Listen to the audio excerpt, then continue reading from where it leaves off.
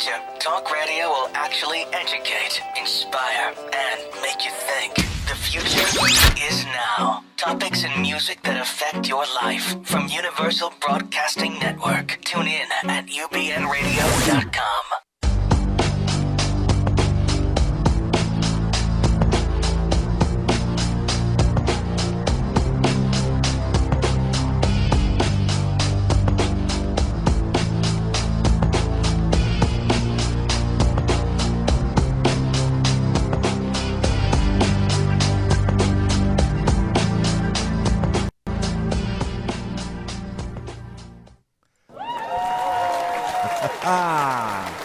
And welcome, everyone, and greetings and salutations. You have tuned in to the #1 show here in Channel 2 at the UBN Radio Network. I am your host, Walt Lusk, on Dr. Judy WTF, and that stands for This Week, What the Freud. We have a couple of movies we're going to be shrinking, and it's going to be What the Film, but it's What the Freud this week.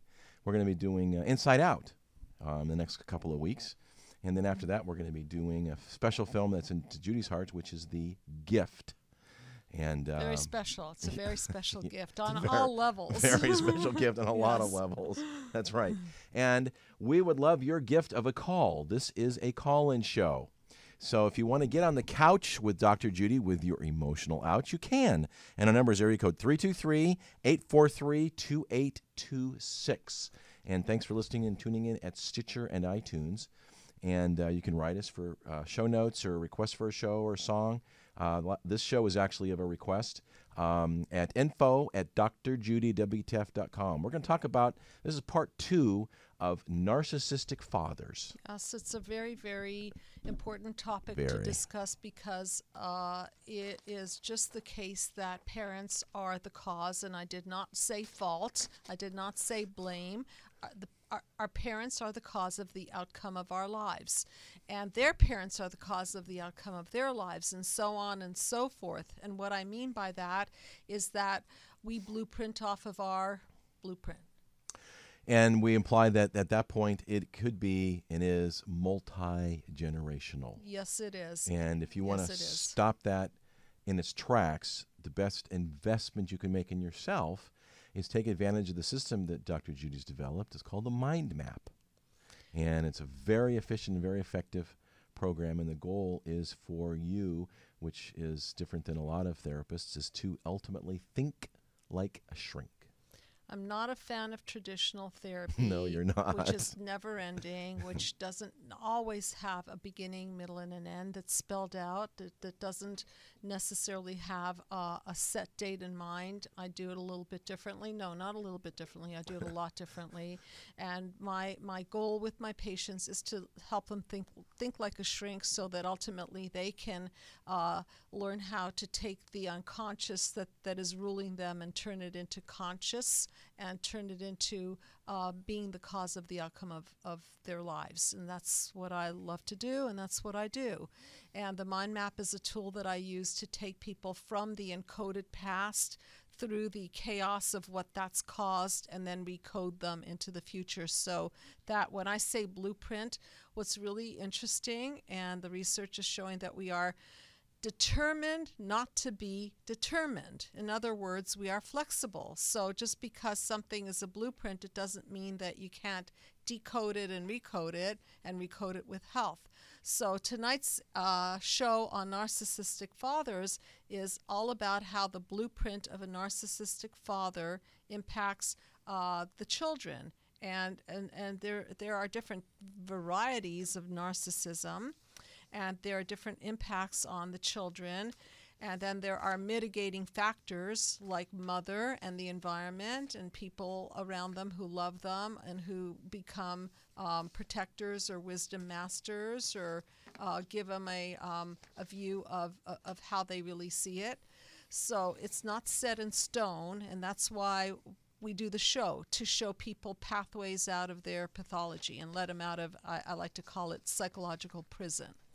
And the goal is, since we're talking about fathers, and we're going to talk about helicopter parents here in a minute, which is kind of in the same arena, you have to remember that childhood is a hostage situation, meaning that we really aren't responsible for the first part of our life. If you're in the car with your parents, and you're in your car seat driving around with your folks, you have no control over where they're going. All they need you maybe sometimes is to take advantage of the high occupancy lane, the fast lane. Here in Southern California, it's a big deal with an extra body, and you're just a hostage in the car. Well, that would be true narcissism. All they really need you for we just need is your to body. drive in the fast lane. But I did want to make a comment. Life in the fast lane, yeah.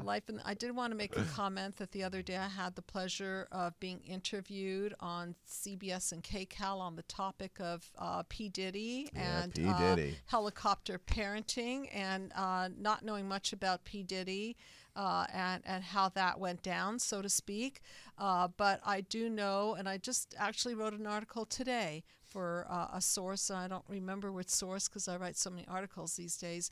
But the gist of it is that when parents have been injured and they have not been in a safe environment, or they've been overprotected and they themselves have not gotten the skills to stand up for themselves, then they may helicopter their own children. They're basically projecting their paranoid fears onto their children. And it's narcissistic in the sense that they're coming from a self-centered view, and they're coming from that view because they're injured. It's not like narcissism is something that you decide to wake up to, in the morning and say, I'm going to be self-centered, I'm going to be demeaning, devalue, and destroying, and I want to create these horrible core beliefs in my children. It's not like that at all. We have to understand that narcissism itself means that you didn't get the supplies of the emotional goodies, the eye contact, the skin contact, the consistency, the attunement from mother, the stay-at-home nurturing mother and father unit, which people don't have as much these days. There's just no more white picket fence kind of families, or very few. Well, yeah, dad works and mom stays at home. That's the rarity. That's the rarity. Yeah, there really is. Right, yeah. Right. So what we're breeding today is unfortunately a really faulty system.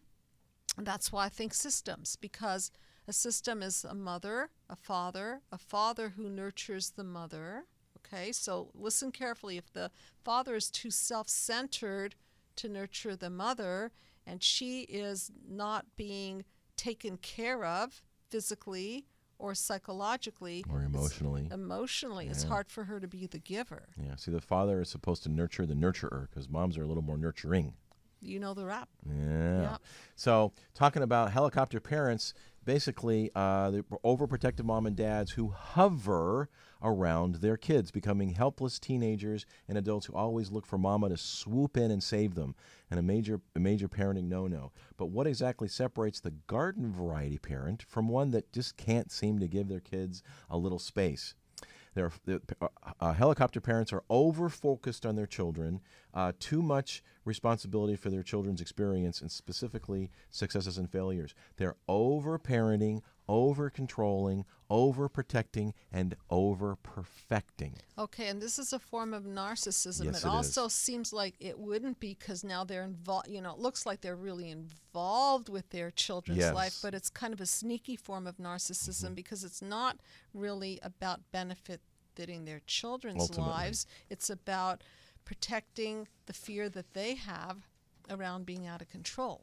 So we got 10 telltale signs that you just might be or have a helicopter parent. And we're not talking about a drone here. First one is you can't let go. If you feel something akin to the physical pain when your little one heads out the door to kindergarten, you just might be a hella mom. You're so attached to your hella mom. Hell of a mom or a hella mom. You're so attached to your kids that it's almost impossible to focus on anything else. Daily activities, constant conversations, and even just everyday, every ounce of effort is focused on your child. Okay, so now helicopter parenting does not mean that that's the definition of a narcissistic father. That's just one garden variety of narcissism. And again, the focus is not really on the protection of the child. It's about protecting their fear factor. They're afraid. The fear factor. They have been unsafe in their lives. They never knew how to handle being able to set boundaries and decide whether something's dangerous or not. So their danger their danger monitor is broken. Okay, so now they're overprotecting because they don't want to risk for their own sake. The second one is you are a spoiler. Some helicopter parents simply want to push their children to succeed, but others take on an enabler to become an enabler instead. You know, they have the gimme trap. They want to get the cutest clothes, the latest gadgets, the best of the best, without ever asking your child, you know, what they want or for them to work for it. And the problem with that is that oftentimes it's centered around the parent wanting their child to look like a little dolly. Yeah, the designer jeans. But it's well, the point is, it's an extension of themselves. Yes, it is. It's not about the child choosing, Mommy, I want to wear these jeans, or I want to wear this shirt. No, you're going to wear this. Why? Because in the parent's mind, that's what'll make them look good. Yep. You're a lobbyist is number 3 of the helicopter parents. Some of the worst offending hovercraft moms are the ones that treat their children's lives like an audition. Instead of allowing your child to make mistakes and reap the consequences, you're constantly stepping in to prove that your child is perfect, smart, hilarious, bright, kind, generous, and everything else. Doesn't feel like you have to sell your kid 24/7. So there's an intolerance for imperfection Yep. because that child is the extension of the father in this case, as we're talking about fathers and mothers too. I mean, both. But it's all about them looking good as an extension through their child. This one was really interesting, and I think this is happening a lot these days. You know, you've got your kids in a plethora of activities, forcing them to take Mandarin Chinese lessons, piano lessons, and swimming lessons every night and all at the same time.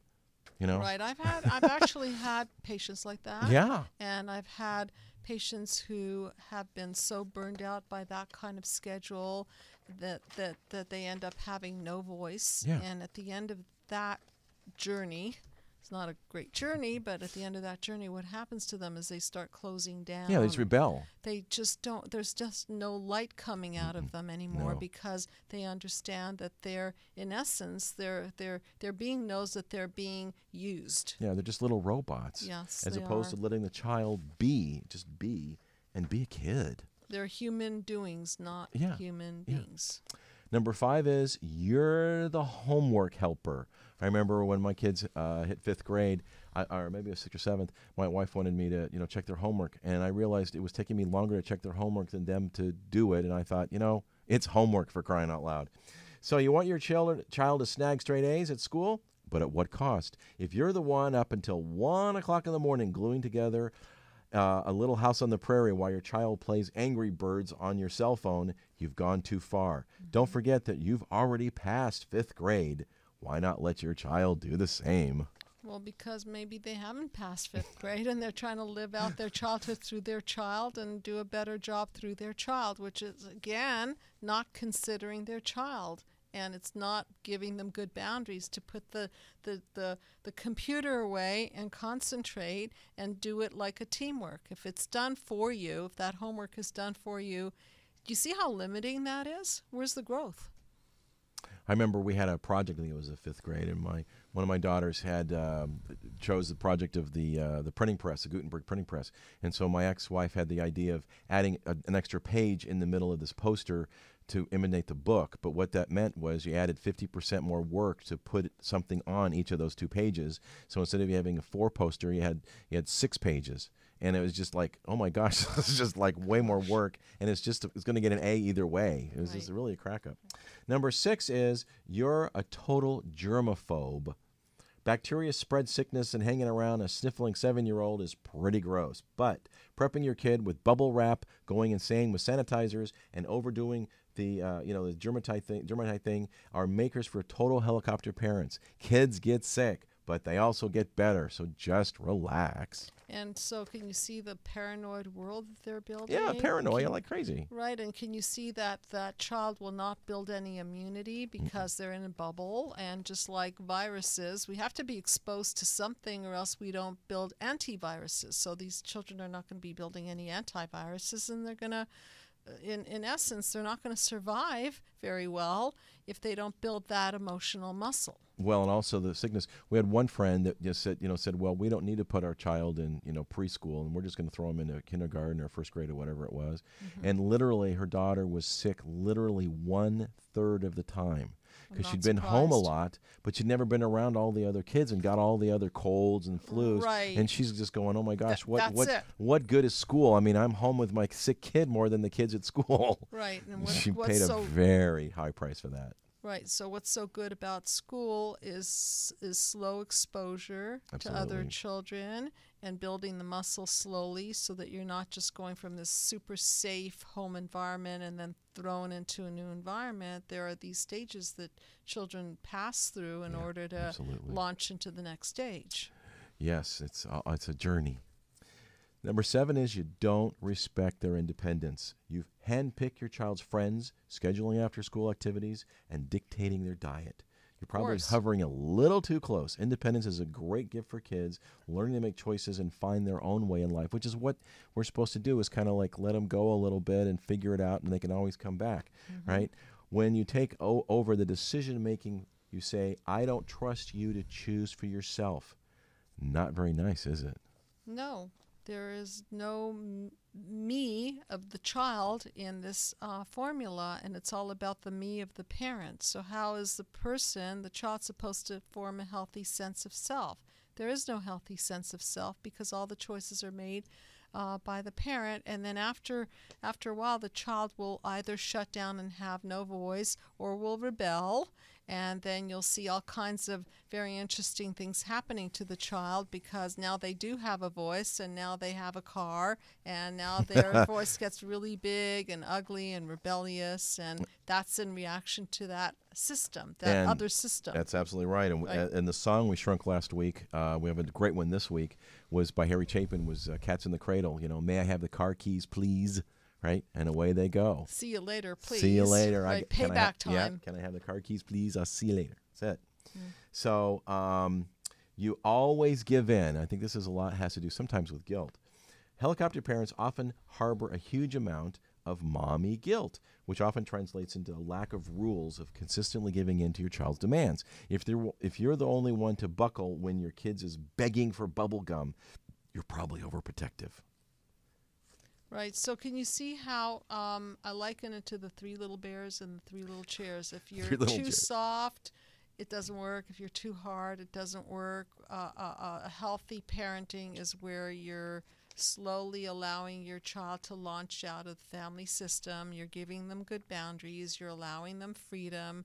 Again, you're giving them really clear boundaries of where things really are dangerous and where they need to pull back. But it's not this global hovering and this global paranoid bubble and with a monitor camera in their face. And this has to do, again, I'm reminding you, this has to do with an injury that the parents incurred in their childhood, which is now being played out on the child and in the family system.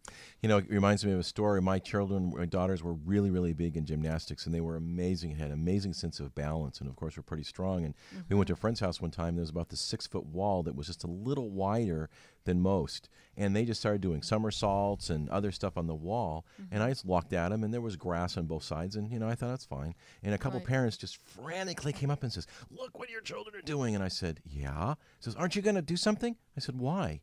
I exude fear, and they're going to pick up on that vibe, and now they're going to be afraid, and that may spill over to the fact that they may fall. Versus me just letting them be, knowing I know what they're doing, I'm blessing what they're doing and giving them a little freedom and confidence. And when you pump that fear into your children, they will fall. Absolutely. And when as a parent, there's grass on both sides, what's the worst that can happen? The best teacher is nature. I got to do an extra load of laundry. Right? Yeah. So? Whoopee.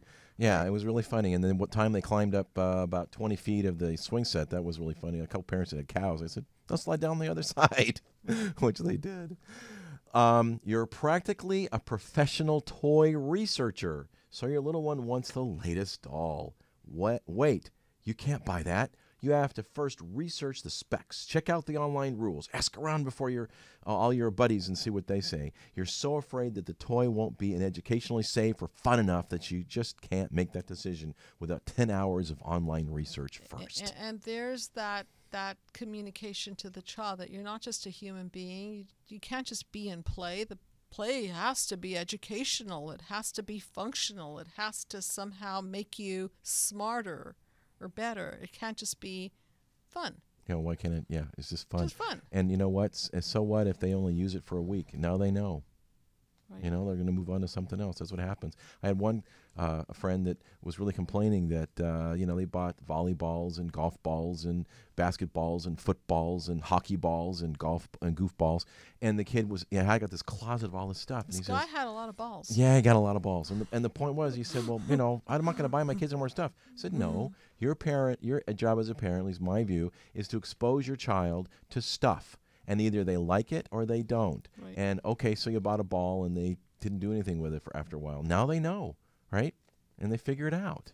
Yeah, that point is that they figure it out, Yeah. not the parents figure it out for them. Isn't it obnoxious when you're sitting there with a little toddler and a parent, and the parent is busy coloring in their coloring book, but not with them, for them, or they're busy doing the puzzle for them, and they're not doing it with them, and the child doesn't even do anything but maybe the last little puzzle piece they fit in, and there's no learning going on. They did a great job. Yeah. Filling in the last piece.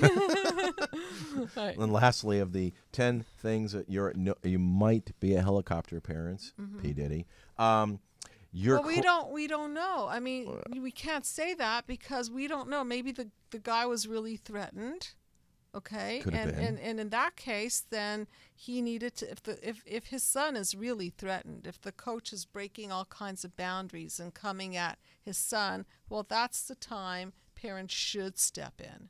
Well, you didn't see. Did you see the rest of when your interview? They showed some other things at P. Diddy when he was in action, and he was really just in there and overly there. So he needs to use the peaceful healing dialogue, which is on my website at DrJudyWTF.com. And if you've experienced hoverism, by the way, or are hovering in the forms section. It's in the form section at DrJudyWTF.com. Right. You can call in and get on the couch at Dr. Judy, and we'd love to hear your experience of maybe a parent that's been a little too narcissist, a father, that's what we're talking about next, or a hovering parent of an experience. We'd love to hear you. So please call in, and we'll put you right on air. So last thing about the 10 tell signs is you're chronically over-prepared. I loved this one. So you're headed to the zoo. Did you pack sunscreen? How about snacks? Got a water bottle? How about a flare gun and a life preserver? Helicopter parents are the ones that prep their kids for anything, and we mean anything. You can always spot their kids on the playground. They're the ones with the overstuffed backpacks, knees and elbow pads, and a 4-course meal, and that miserable expression on their face. Okay, now, interestingly enough, again, these parents think that they're really great parents. They think that they're doing an A+ job, and they probably have good intentions. They really want to do something good. And it looks like they're good parents because they're doing something. And after this, we'll talk a little bit about the opposite. The non-helicopter parent who goes in the opposite direction, which is neglectful. Okay. Okay. Do you have more on that helicopter No, parent? that's really about what I ended up. I just want to touch on it. So. Okay, so I want to talk about the opposite. Okay. Because there are two forms of abuse in terms of emotional abuse. One is neglect, and one is more covert. Okay, so what about neglect? What happens when we're neglected? What happens when the father is so into the me that he doesn't have time, like a cat's in the cradle kind of father, who just doesn't have time to play with his son? A father who's occupied on the phone, on the computer, occupied at work too long, so that there's no connection with the family. What happens to children who are neglected? So this is a very serious issue because although it's wonderful that the father in some cases is bringing the financial success to the family and is bringing the outer world into the family, there's a time when it can go too far. and the impact can be devastating. And so let me talk a little bit about that. When the father is taking his energy away from the family, what does that leave the son and the daughter with? Well, I can tell you that when a father's taking the energy away from the family and isn't there to acknowledge the children and be part of their sporting events or be part of, kind of the opposite of what you've been talking about, what happens is that the self-esteem of the child suffers because, as I talk about in the mind map system, panel, if you would be so kind as to put up the panels. Right, and again, for those of you listening on TuneIn and Stitcher and iTunes, you can go to drjudywtf.com. So there's your 9 panels mind map system. Okay, so thank you. Is it up? I can't see. Okay, it is. So there it is. So panel 1 is the wound of separation from mom. And so if mother neglects, abuses, and is too into herself, and then the baby launches out into the world, which is represented by panel 2, and has a bad reaction to it, then father still has a chance to soften the damages. And if father represents the outside world and there's nobody there to pull the child out, because why does the child want to go out to play? Because there's somebody there, okay? So if father is the first outside playmate and there's nobody there, there's the hole, there's the vacuum. And so the child will turn into himself or herself. And if the mother's not available and the father's not available, I have a nice little term for that called the darkness from the outside and darkness from the other side. Well, it's a double dungeon. The double dungeon. Well, right. To expand on that real quick, your inner world is probably a reflection of a relationship you did or did not have with mom. And your outer world is a reflection of the relationship you did or didn't have with dad. Right. And if you had a goofed up relationship with mom and a goofed up relationship with dad, then you're in a double dungeon. And think about it. You don't get the nutrients from the mother, the emotional nutrients. You don't have the supplies from your father, so you're high and dry on supplies. So you can't turn within yourself because there's an empty core of self. Yeah, there's just this hole there. You can't turn to your mother because she's not there. She's and the not father's there narcissistically occupied with his life, so double dungeon. So what's therapy all about? To let people out of the double dungeon so that we can open the door and let some light in and get some new sources of information and new emotional experiences come in so that the person doesn't just die in the darkness. Absolutely. And for those of you that have just tuned in, you're tuning in to Dr. Judy WTF, heard every Thursday at 8 o'clock at Pacific Time here at UBN Radio. And you can watch these shows because we're uploading them now on YouTube. You can go to YouTube and turn to Dr. Judy WTF on YouTube and watch the show if you'd like. We have a lot of fans that actually sit down and watch it and over a glass of wine and chat about it. So we'd love your comments there on any of the shows, and or you can write us at info@drjudywtf.com. Talking about narcissistic fathers, maybe I'm just too sensitive. Maybe it's just me.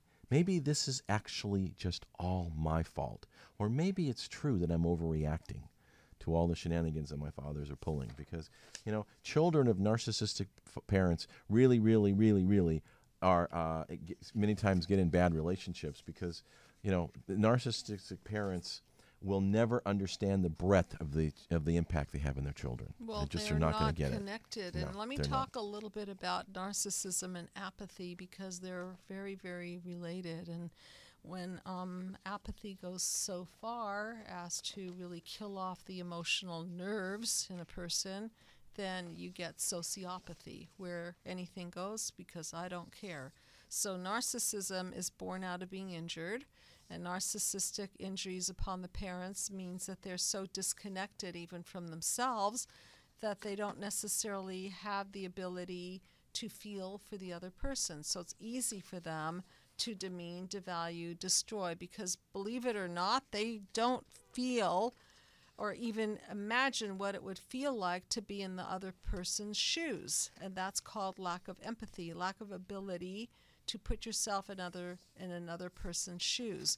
And when they can't put themselves in the shoes of their own children, that's a problem, because if It certainly is. because if they don't understand that calling their child stupid, or calling their child lazy, or name calling in any way, shape, or form. I just said this in a therapy session. When you insult your child, when you hurt your child, it's like, just, you might as well put acid on them. It's caustic, is what I'm saying. It's emotionally caustic. It's acid to the emotions. It hurts. And it hurts for a long time. Right. It's because it's coming from dad. And Right. And it has a huge impact, whether you want to admit it or not. You're bigger than they are. You're more experienced than they are. And you're, older, and they look literally, figuratively, and right. You're and their physically idol. Up to you. Yeah, and so if your idol is telling you that you're stupid and lazy and worthless and so on, then that's huge, and that goes right into the core belief Absolutely, system, and it comes out the other end as, I'm not worth anything, or I'm incompetent, or I can never please anybody. And you can never please the narcissist because their standards are just so high, and even if you get close to it, it's always like, well, you got an A, but it's not an A+, and so... Yeah, why didn't you get an A+? They always up the ante on you, Yes, so they that do. you're always feeling behind the 8 ball, and that's part of that demeaning, devaluing, and destroying process. And the reason they do it is not because, again, they woke up in the morning and decided to demean, devalue, destroy you. It's just that they're feeling small, so it makes them feel big when others feel small. Absolutely. And I've seen this happen where they will vampire in people, and they'll get a fan club going, and the minute you get closer, the minute they feel that you're a threat to them because you're going to be more beautiful, more famous, skinnier, better, blah, blah, blah, they will spit you out. They will just spit you out. That rage is just... It just makes some people's skin crawl. I've talked to friends that have narcissistic uncles or parents, and it's like, well, you can't talk to them. I go, you think you can't, but they are way more insecure than you could possibly imagine. They're just an windbag. They're and wounded. they're very wounded, Right. and they're just trying to puff themselves up. And so that's the narcissistic rage. That's when they explode on you. Explode. And the other could be that they will do another injury. They will simply ignore you. Yes. So they'll lure you in. They'll make you feel for a moment like you're special. And then, whoops, they'll pull the rug out from under your feet. Yeah. And you'll be standing there and really not understanding what you did wrong. And that's what they like. They like to have you question what you did wrong. You're off balance. Right, you're off balance, and truly that's probably how they were feeling. So they're doing what I call a what the Freud. Most likely they're doing a what the Freud, which is a repetitive pattern. They're reenacting their childhood, and it's what they know. It's all they know. It's all they know. It's familiar, and it's familial. You have to remember that narcissists really do have two faces. They have the one they wear in public, where everybody sees them and they're wonderful and charismatic, and then the one they wear at home. Only those close to the narcissist have any idea there is more than one face.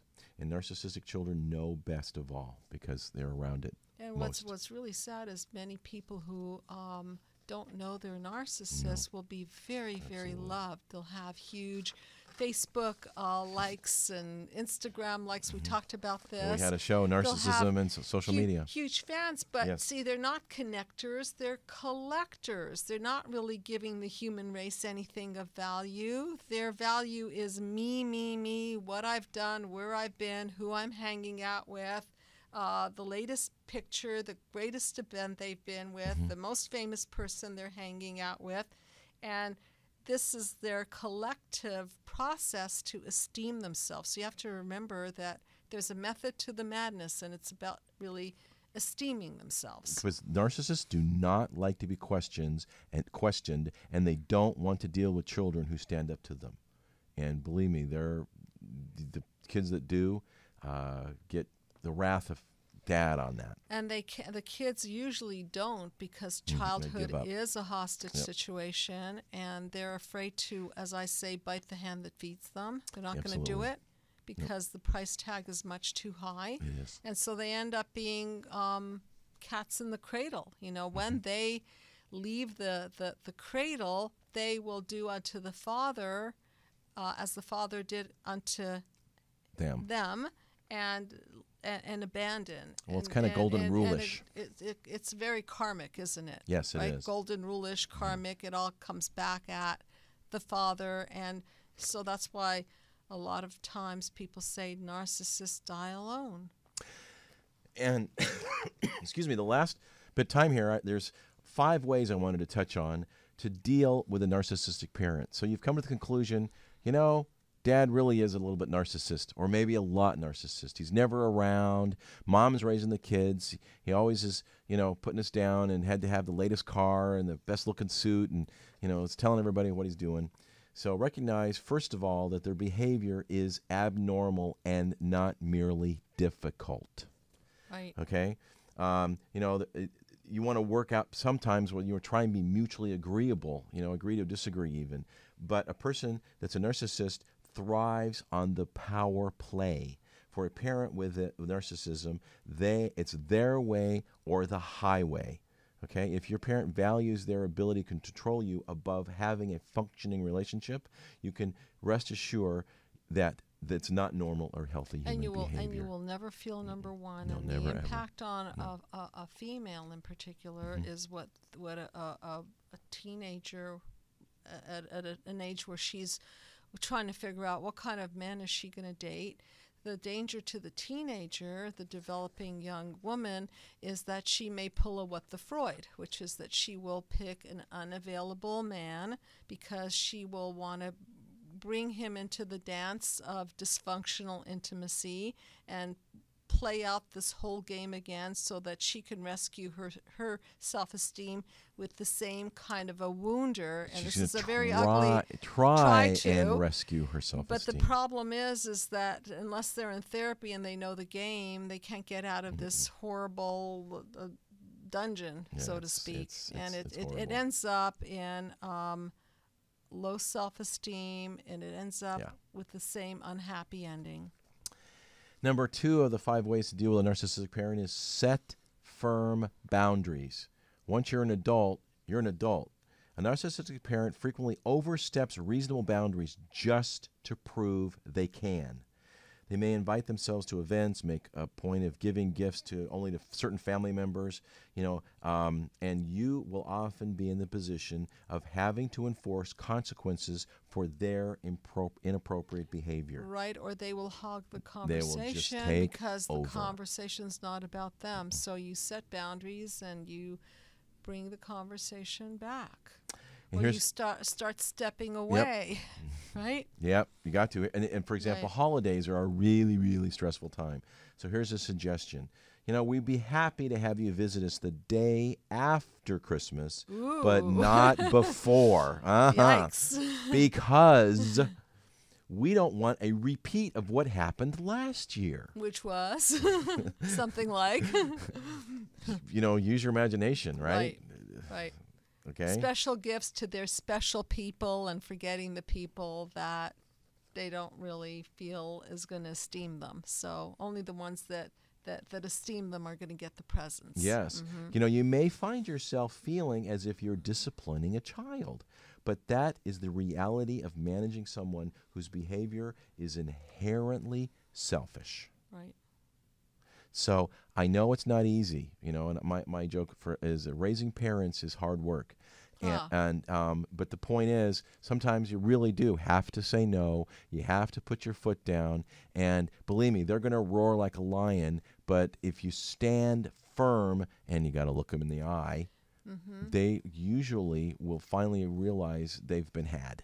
And they don't like to come to therapy because they don't take instruction really well. And one of the hallmarks of my knowing that someone suffers from this disorder is they will demean and devalue and destroy me. So some of the signs is they don't call me doctor, anything. They'll just, hey, Judy, okay? Well, but sometimes that's okay. I give people permission, or they'll ask, what should I call you? Okay, or I will find that they criticize right away. They'll criticize something about the circumstances, anything. It could be the furniture, it could be the lighting, it could be the water isn't cold enough that I serve them. It could be anything, really. So At that point, they're just grappling at straws, trying to find something, right, just and anything. Right, and it always turns out to be when you get families in that don't want to look in the mirror and self-reflect and self-correct, as I like to say, what they do is they blame other people. It's my child's problem. I'm not the problem. Just here's my child. My Fix child 'em. is doing drugs. My child is rude. My child is whatever, suffering from anxiety. Can you just fix my kid? Fix I'll 'em. be back in an hour. Good luck. Well, here's another one that I want you to expand upon real quick. Don't let yourself be gaslighted. And actually, that was a phrase I actually hadn't come across before. That's from an Alfred Hitchcock movie, by the way. Oh, is it? From oh, a wow. movie called, I think it's called Gaslight. Oh, I wow. want to see it again. Okay. It's very common for someone who's narcissist to try and convince you that you're the crazy one and you're the one that's delusional. A friend's mother constantly tells her she remembers situations very differently than what you do. Yeah. So, it's a well-known manipulation tactic of people with narcissism. While we don't always remember things with perfect accuracy, you cannot let reality be dictated and modified by someone with a personality disorder that's, again, pretty darn selfish. Right. They kind of try and rewrite history. Right. Demean, devalue, And destroy. destroy. And so how you know you're around a narcissist is at the end of that little interaction, you feel less than Yeah, absolutely. than even neutral. If you went in feeling okay and normal and esteemed, well, you'll probably have to watch how you're allowing them to trigger off your own core belief. Because the worst thing that can happen is that when a person with a negative core belief and a low sense of self-esteem meets a narcissist, they're looking to the narcissist to esteem them. So it's a very unhealthy system. And so what we all have to do in this lifetime, hopefully, is dismantle these horrible core beliefs. Because once we have these horrible core beliefs, anyone can hook us in and anyone can make us feel and anyone can trigger us. And once they hook us and trigger us, then they can take us down. Yep. But if we have They hook you in. good Suck you in. boundaries and we don't believe the lies that were encoded into us from the first few years of life, lies like we're not good enough or we're not pretty enough or we're not smart enough or we're not lovable, we don't do a buy-in. I like to call it a buy-in. We're not buying into that system. Oh, you're We're not. I walking always like to say away. is you're not co-signing their BS. You're not co-signing. And it, then we got to do these real quick. The next one is accept that you may have to cut ties and move on. Right? Sure. In other words, you set the ultimate boundaries. It's like, this is not working. It's not a normal person. For a long time, I believed it was my responsibility to try and, quote, work it out with my dad. After a 6-year estrangement, I met with him and then spent the next year trying to heal our relationship. But soon became apparent that nothing was going to improve. He saw this not as a second chance or a new beginning, but an opportunity to make me pay for the things I'd done that he resented. Right, that he caused. That he later Yep. resented. I So clearly they saw how don't- bizarre this is and how they- unhealthy it is. They don't connect the dots. No, and they do not. and the thing is that just because you've been in therapy and just because you've grown, it doesn't mean that They you now have. walk up to your father who hasn't grown an inch in emotional health and spill all of your feelings. Because don't forget, you're wishing and hoping that they will come back with empathy and understanding, and you're hoping and wishing that they've transformed and they've seen their ways. And guess what? I've got news for you. They probably haven't. And so to go into that lion's den is to re-injure yourself unless you're so strong that you can simply watch the performance and see how your father, unfortunately, is still the same person and finally realize it's really not me. It is him. Wow, he hasn't really grown at all. And you talk about lion's den. The only way you're going to survive that encounter in the lion's den is to get help, whether it's therapy, CODA, Codependence Anonymous, Right. and other groups. They're out there, and believe me, if you listen to our show, Nick at Night, he learned a lot and was able to help a lot of folks in his family because he was the pillar, if you will. He got a backbone. And I just want to say that that at the Psychological Healing Center, we do teletherapy. We do have a variety of therapists on staff, anywhere from me. Obviously, my fees are the highest because I invented the system. And then there are other people on staff who do this kind of work who are trained in the mind map system. And I just wrote a beautiful article today. Do we have a little time, or are we? We really don't. Okay, so we really don't. So hopefully Sorry. I'll post it. Okay, check it out. How to find the right type of therapist. Okay. When we did a show on therapists 1 and 2 that you can pull on YouTube, or you can go back and listen to it, and we've mentioned it in times past. We may do it again. And if you want it, if you want the article that I wrote, just email us. I'll send it to you. info@drjudywtf.com. Absolutely. And lastly, real quick, realize that your friends may not understand your situation. Remember, there's the outside dad and the inside dad. And sometimes they just don't understand, and that's why you need to seek a little more help professionally, is because it's just you can't explain it to them. So that's really our show on narcissistic fathers, and the time left, we're going to shrink that tune. And the tune we've picked today is an oldie but a goodie, and Dr. Judy and I are both fans of Genesis. We've picked No Son of Mine. So I'm going to read the lyrics, and then Dr. Judy's going to interpret it, and we're going to close out with a song. Well, the key to my survival was never much in doubt. The question was how I could keep sane, trying to figure a way out. Things were never easy for me. Peace of mind was hard to find, and I needed a place where I could hide, somewhere I could call mine. Okay, so survival, basic survival is usually there even in narcissistically injured families. There's usually going to be food and water and shelter and maybe beautiful homes and amazing vacations. But what this man is saying, or woman, I guess it's a guy. It's a guy. Okay. My survival, my physical survival was never in doubt. It was my emotional survival. I don't think much about it till it started happening all the time. Soon I was living with the fear every day of what might happen that night. I couldn't stand to hear the crying of my mother, and I remember when I swore that would be the last they'd see of me, and I never went home again.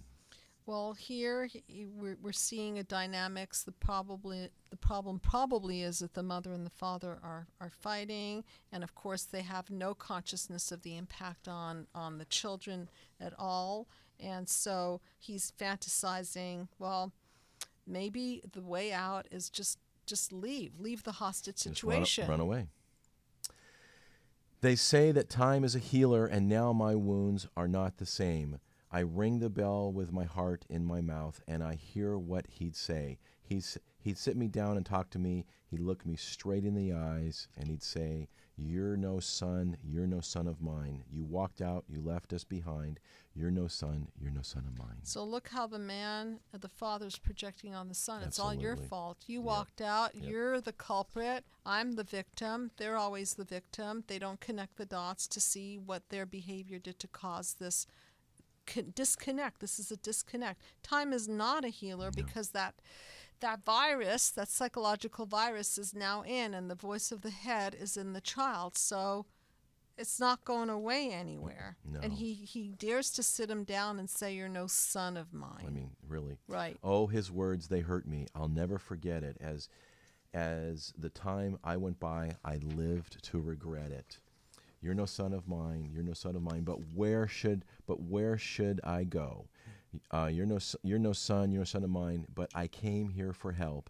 Oh, I came here for you. So there's the wish that they can mend these things so he can go talk to his dad, but he's really shooting bullets at a blank slate of apathy. Yeah. And he keeps repeating, you're not my son. So the son is saying, but where should I go, Dad? Yeah, and rejection. The dad is saying nowhere. So totally rejected. Exactly. Well, the years, they passed so slowly. I thought about him every day. What would I do if we passed on the street? Would I keep running away? In and out of hiding places, soon I'd have to face the facts. We'd have to sit down and talk it over, and that would mean going back. So what does a narcissist love is if you're thinking about him. There's a great line in a book that I read called The Fountainhead. And so in that book, Howard Rourke, the architect, is talking to somebody, and that somebody says, so what do you think of me? And Howard Rourke says, I don't think of you. That's right. That's the right. biggest injury to a narcissist. I don't think of you. That's right. They say that time is a healer, and my wounds are not all the same. I rang the bell with my heart in my mouth. I hear what he'd say. He'd sit down and look into my eyes, and he said, "You're no son of mine." Oh, his words, how they hurt me, I'll never forget. As the time it went by, I lived to regret it. Again, you're no son of mine. So he became vulnerable. He rang the bell with his heart in his mouth. He's taking his heart and laying it back down in front of his father, and then he gets stabbed again. So over and over, he gets told, "You're no son of mine, you're no son of mine, you're no son of mine." And that is Genesis, No Son of Mine. And that's our show today. You've tuned in to Dr. Judy WTF. And we've been heard every Thursday here at UBN Radio Network, 8 o'clock p.m. on Channel 2. We're the #1 show. And you can find us on Stitcher and iTunes, and tune in if you want to hear us live, or go to YouTube and watch us, or just pull the shows. And we appreciate all the information and questions you have. And just one quick comment. Yeah. Next week we have a special guest. Yeah, I can't mention her name, but she's very special from E-Entertainment. Yes. And I really want to thank her in advance. She is coming on air to talk about her experience about growing up with an absent father, which is another form of a narcissistic father, because he's really not there at all, and what that's done to her. And so it's a huge guest, and we'll be honored to have her. So you'll just have to check it out and stay tuned next week.